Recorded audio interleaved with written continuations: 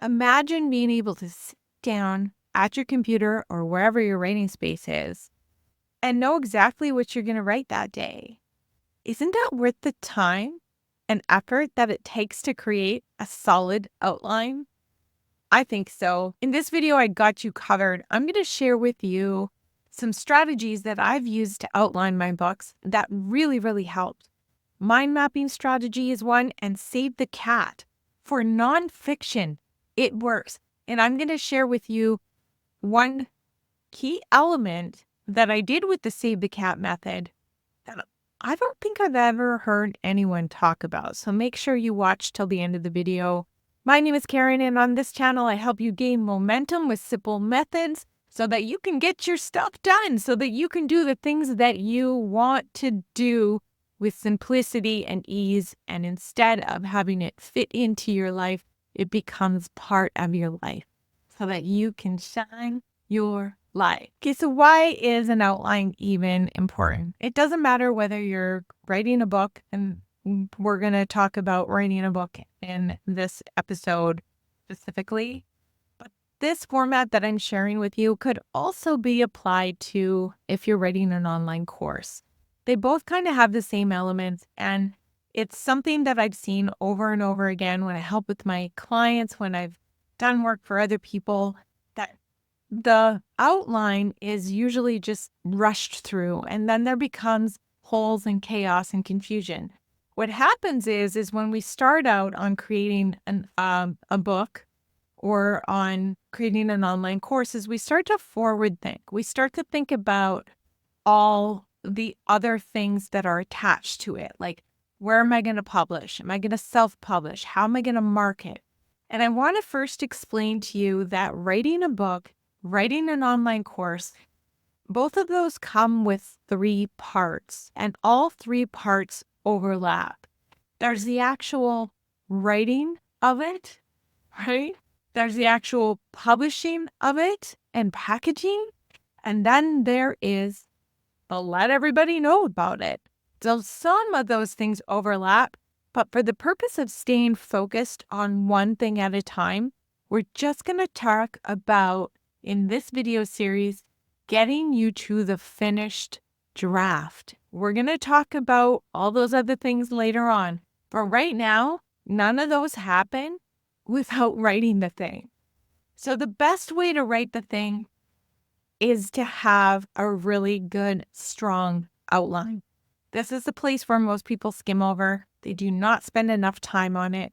And it's why a lot of books or a lot of online courses never get to the finish line. So let's get your strong outline created and let's move past this block, okay? Okay, I've used 2 methods. I used the mind mapping method to write my first book. I'm not one that uses mind mapping with bubbles and pictures, and you could do it that way.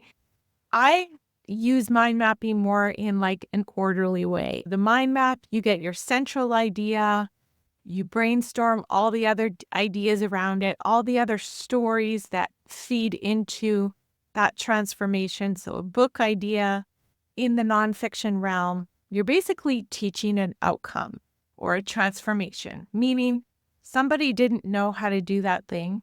You've learned how to do that thing, and you're going to share with them how to do that thing. And by the end of the book, they're going to know how to do that thing. Does that make sense? Pretty simple. My first book would Be Weightless, Like Your Body, Love Yourself.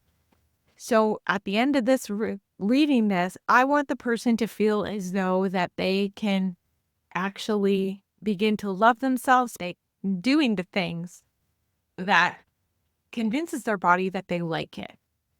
And so we go through mindset, we go through nutrition, we go through what to do to move forward and action steps. And I put it together in a step-by-step guide in order of how I feel like the reader needs to hear it. Now, once I have that step-by-step, like in order to do this, this person needs to know 1, 2, 3, 4, 5, try to get to 12. Once I have those 12s, I take the chapter There's a lesson in the chapter, something that I want them to learn, an outcome that I want them to have of that specific thing. There's a personal story because it's creative nonfiction, a personal story that showcases how I got there and then why. Like, why should they bother? Why should they care? And in some cases, stats to back it up. So it just kind of flows from one chapter to the other. Now we can go deeper, like I said, into chapter structure, but we're just building the outline here. Okay, so that's a mind map outline. Save the Cat, how I understand it, it's traditionally used, I think, for fiction. But what it does, I did it for my second book that I'm in the process of writing right now. And the reason why I did it is because I first created the outline the same way that I did in this one. And I wrote what I felt like was 75% of the rough draft. But then I let it sit for about 18 months. Okay, I picked it up about 6 months ago, put it back down. I kept getting stuck. So I'm like, what am I going to do to kind of like rebirth this idea and this outline that I had? And so I decided to approach it.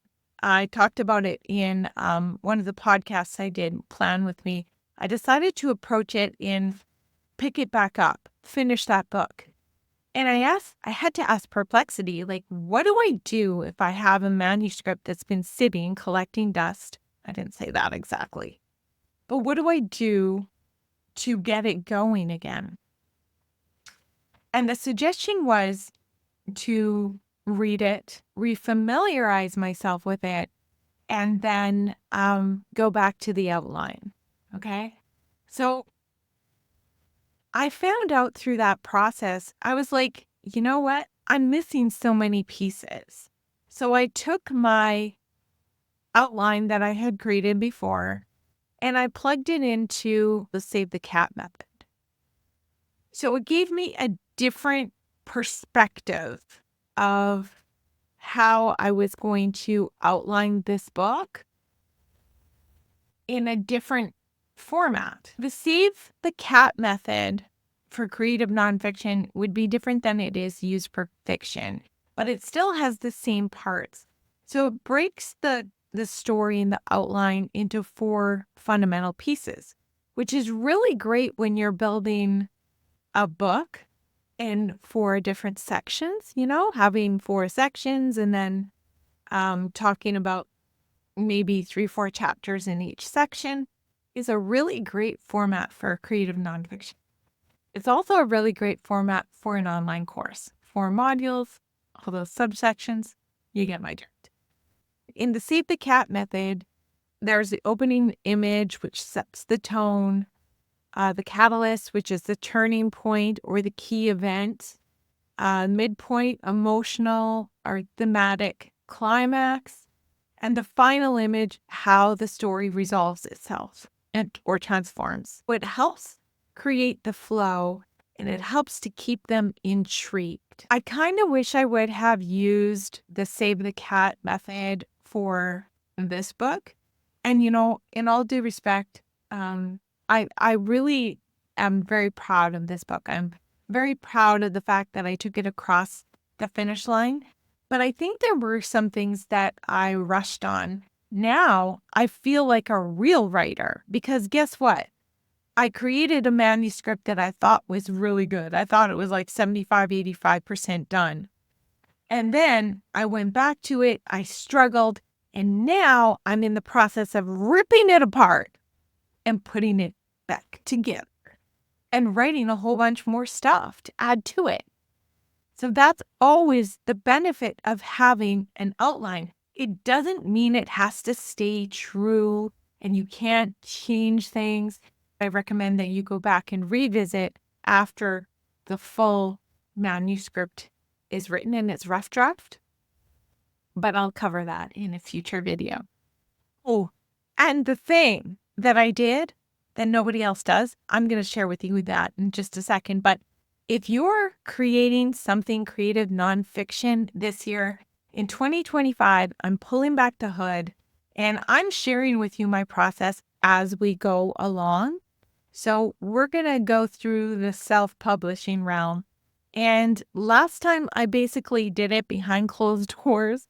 And so this time I'm going to share the entire process with you. We're going to do it together. You'll be a part of some of the decision making. So if that sounds like fun to you, make sure that you're subscribed. I also on this channel talk about walking a lot and movement because I do believe that that does help fuel the fire of creation. So if that's not your jam, if you don't like those videos, then just, don't watch them, but stay subscribed for these ones. Okay, so here's the little golden ticket that I took. I took the Save the Cat method and I adapted it to the journey of my reader. So you know how in marketing they always say, look for your avatar. What do you want that customer or student journey to look like? I used the Save the Cat method on that. Yes, it took a little bit more time, but I find that once I did the work of changing that point of view of what I want the reader experience to be, it actually added some things to my outline that I never really thought of. And it's opened up this other creative window that I didn't have before. So never be afraid of sharing your work, of moving in a creative direction. Now, if you want to know how long it should take for you to create an outline, I have a video for you. I'll cue it up next. And if it's not there yet, it's because it's coming next week. And I'll make sure that you have the entire playlist listed up here of the creative journey on this book. This second book of mine, self-published, Creative Life in Motion. This is where it's at. Now, if you want to stay in touch in another way, there's always a way to get on my email list linked in the description box below. I email once a week. Usually you get exactly what I publish here on YouTube and on my Creative Life in Motion podcast. Let me know in the comments below what you are working on. Do you have a book title or is it just an idea so far? Are you going to do this outline work? Share with me your experience in the comments below. And if you have any questions that arose during this video, please let me know. I will make sure that I answer whatever question you may have. Let's create together. Let's support each other. And trust the process. I'll see you in the next video.